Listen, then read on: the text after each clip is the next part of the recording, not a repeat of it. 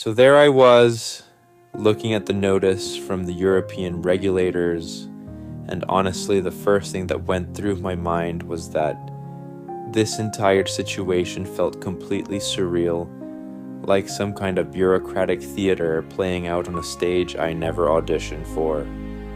And I'm thinking, great, here we go again. Another massive fine for something that doesn't even make sense from my point of view. Because when you're pushing the boundaries of technology, communication, and industry, people tend to react in all sorts of ways, and sometimes the reactions make sense, and sometimes they absolutely don't. So when I said bulls, it wasn't some carefully crafted PR line. It was just me saying exactly what I felt in that moment, because I'm not the type to sugarcoat things, and if something feels wrong or absurd, I'll call it out, even if it makes diplomats twitch and bureaucrats clutch their binders a little tighter.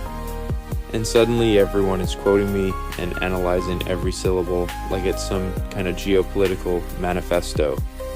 And I'm sitting there thinking, guys, relax.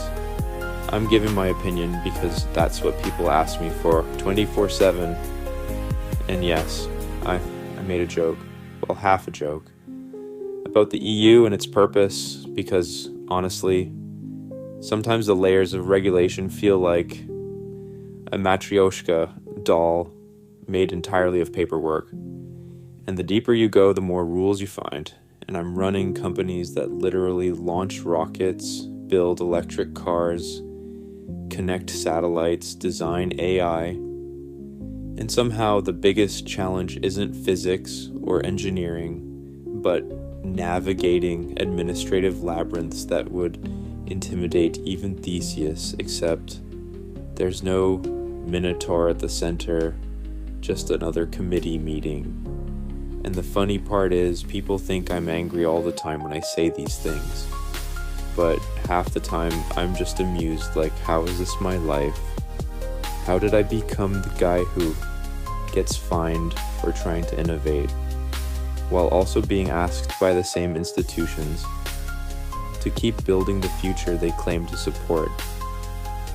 And I'm thinking about the irony of it all, while sipping coffee that's gotten cold because every 5 minutes someone is sending me a screenshot of another headline. And the headlines are always dramatic, like Musk explodes at EU, or Musk declares war on regulation, or Musk calls for the end of Europe, which, come on, is absurd. I make a sarcastic remark and suddenly it's the plot of a political thriller. And of course, people want a reaction from me. So I tell the story the way I lived it, raw, unfiltered, the way I talk when I'm not on stage and not being dissected by 1,000 analysts. And honestly, there's a point where you start laughing at the entire cycle because it repeats every time something controversial happens. And I'm sitting there saying, look, I want innovation, I want efficiency, I want the kind of progress that makes life better for millions of people. And yes, sometimes that means calling out systems that feel outdated or overly restrictive. And no, that doesn't mean I'm trying to overthrow anything. It just means I refuse to pretend everything is perfectly fine when it isn't. And that's what people don't always get. That candor isn't rebellion. It's just honesty at scale. And when you're in my position, everything you say becomes a headline. Even the jokes, even the frustration, even the moments where you're half venting and half reflecting. And the whole situation becomes this giant feedback loop where my reaction becomes news, and the news becomes commentary, and the commentary becomes another thing people ask me to react to. And eventually I just look up from my phone and think, wow, all I wanted was to build cool stuff, improve the world, make things that mattered, and somehow I'm also acting in this ongoing political drama that I never auditioned for, but apparently have a starring role in. So, yeah. When I told the story, I told it exactly how it felt. Chaotic, frustrating, a little funny, totally real. The kind of moment where you shake your head, laugh at the absurdity, and then get right back to work building things that matter more than any fines ever will. Because at the end of the day, that's what drives me. Creating, improving, pushing the boundaries forward. And the noise around it, well, that's just part of the narrative the world writes around me. Even when all I wanted was to speak my mind for a second and move on to the next problem that actually deserves my attention. So, the story didn't end there, because of course, it didn't. Not in the world I live in, where everything spirals into a bigger spectacle the moment it touches the internet. And suddenly I'm getting messages from engineers, investors, random high school kids, government officials, journalists, and even my mom, all asking some variation of, "What did you mean by that?" And I'm thinking, honestly, I just meant what I said, that sometimes the system feels overcomplicated to the point of absurdity.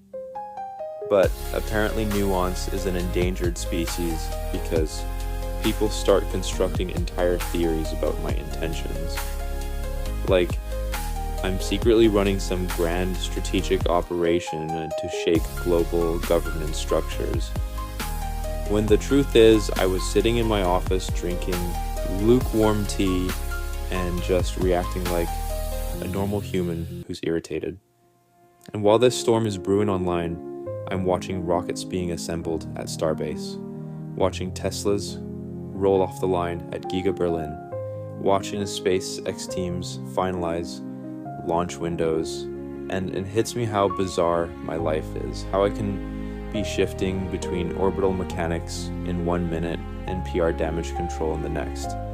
Like some kind of cross-genre character who got lost between a sci-fi novel and a political satire, and then the media keeps amplifying everything and people start tagging me in threads, demanding that I either apologize or double down or clarify or retract or escalate. And I'm thinking, guys, I have Mars missions to plan, satellites to upgrade, neural interfaces to refine. I cannot spend my entire day rewriting tweets so they fit neatly into diplomatic guidelines. But the narrative keeps unfolding without my permission, and some people cheer, some criticize, some meme it into oblivion. And eventually I realized that my words have become this sort of global Rorschach test where everyone interprets them based on whatever they're already feeling about technology, regulation, the future, or me.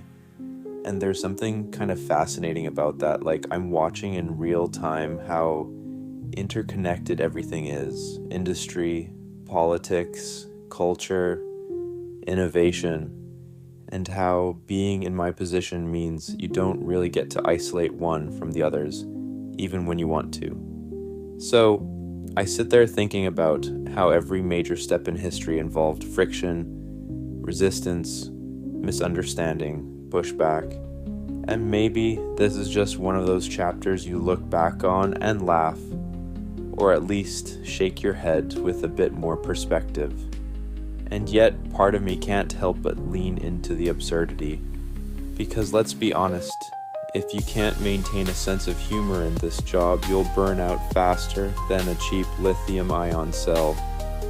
So, I start telling the story to myself the way I'd tell it to friends, with all the weird details, the timing, the ridiculous headlines, the endless notifications, and somewhere in there I realize that the noise will fade, the fine will resolve, the drama will cycle out like everything else.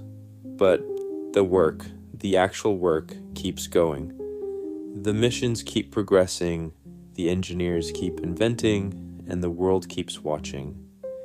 And no matter what gets said about me, good or bad or exaggerated beyond recognition, the only thing that truly matters is that the future keeps getting built, one launch, one prototype, one impossible idea at a time, because that has always been the point.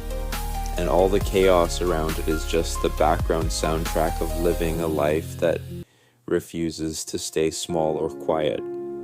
And just when I thought the noise might finally start to taper off, the whole situation took on a second life, like some kind of digital phoenix rising from the ashes of last week's headlines.